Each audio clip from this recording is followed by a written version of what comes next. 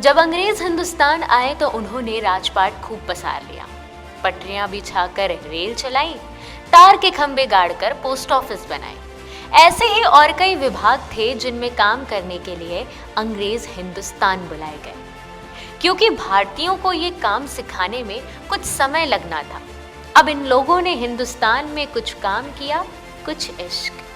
काम से इन्हें तनख्वाह मिली और इश्क से परिवार, और ऐसे परिवार कहलाए एंग्लो इंडियन। जी हाँ, संसद की इस कड़ी में हम आपको एंग्लो इंडियन के बारे में बताएंगे। आपको बता दें कि एंग्लो इंडियन परिवारों में से सबसे ज्यादा का ताल्लुक रेव से ही था। इन परिवारों के लोग आज भी खुद को रेव चिल्ड्रन कहते हैं। एंग्लो इंडियन समुदाय ने 1876 में अपना संगठन बनाया, the all India Anglo Indian association. इसी संगठन के एक चर्चित अध्यक्ष हुए Frank Anthony. Frank Anthony Jabalpur से थे, लेकिन दिल्ली आकर वकालत करने लगे। बाद में Anthony Anglo Indian association of India के अध्यक्ष बने। मुल्क आजाद हुआ तो एंथनी संविधान सभा के सदस्य बने। एंथनी की दलील थी कि एंग्लो इंडियन समुदाय इतना छोटा है कि वो अपने दम पर प्रतिनिधि चुनकर संसद नहीं भेज सकता, लेकिन संसद में कोई तो होना चाहिए जो उनकी बात करे। ये व्यक्ति उन्हीं की कौम से होना चाहिए। इन्हीं दलीलों के मद्देनजर संविधान के आर्टिकल 331 जोड़ा गया। आर्टिकल 331 के तहत राष्ट्रपति लोकसभा के एंग्लो इंडियन समुदाय के 2 सदस्य नियुक्त करते हैं। इसी आर्टिकल के तहत फ्रैंक एंथनी 7 बार बतौर सांसद मनोनीत हुए। इंदिरा गांधी के जमाने में फ्रैंक एंथनी को पंजाब के गवर्नर पद की पेशकश की गई। बाद में उपराष्ट्रपति पद की भी पेशकश हुई। एंथनी ने दोनों पदों को लेने से इनकार कर दिया था। एंथनी ने एंग्लो इंडियन समुदाय के बच्चों की पढ़ाई के लिए all India Anglo Indian education trust की स्थापना की, जो कई स्कूल चलाता है। एंथनी ने ही council for the Indian school certificate examinations बनाया। ये council the Indian certificate of secondary education माने ICSE स्कूल चलाता है। खैर, वापस मनोनीत सदस्यों वाली कहानी पर लौटते हैं। संसद की तरह ही राज्यों की विधानसभाओं में एंग्लो इंडियंस के लिए प्रावधान किया गया। संविधान के आर्टिकल 333 के तहत अगर किसी सूबे के राज्यपाल को ये लगता है कि राज्य के एंग्लो इंडियन समुदाय को सदन में प्रतिनिधित्व की जरूरत है, लेकिन सदन में चुने हुए प्रतिनिधियों के बीच एंग्लो इंडियन समुदाय को समुचित प्रतिनिधित्व नहीं मिला है, तो वो एंग्लो इंडियन समुदाय से एक सदस्य मनोनीत कर सकते हैं। एंग्लो इंडियन कौन कहलाएगा, इसके लिए भी नियम है। संविधान के आर्टिकल 366(2) के तहत एंग्लो इंडियन ऐसे किसी व्यक्ति को माना जाता है जो भारत में रहता हो और जिसका पिता या कोई पुरुष पूर्वज यूरोपियन वंश के हो।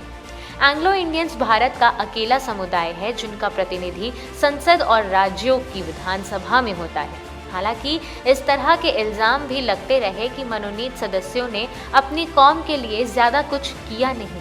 सदस्य मनोनीत करते हुए राज्यपाल सूबे के कैबिनेट की सलाह लेते हैं, इसीलिए मनोनीत सदस्य कमोबेश सत्ताधारी पार्टी के करीबी ही होते हैं। इसीलिए जब विनीशा नीरो का नाम कर्नाटक विधानसभा के लिए मनोनीत किए जाने की खबरें आई तो हंगामा खड़ा हो गया।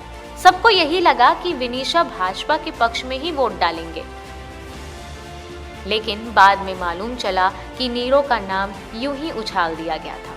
The all India Anglo Indian association ने भी सुप्रीम कोर्ट में एक याचिका दायर करके कहा कि उन्हें संवैधानिक अधिकारों का राजनीतिक इस्तेमाल उन्हें रास नहीं आएगा। चलिए अब आपको एंग्लो इंडियन से जुड़ी कुछ और बातें बताते हैं।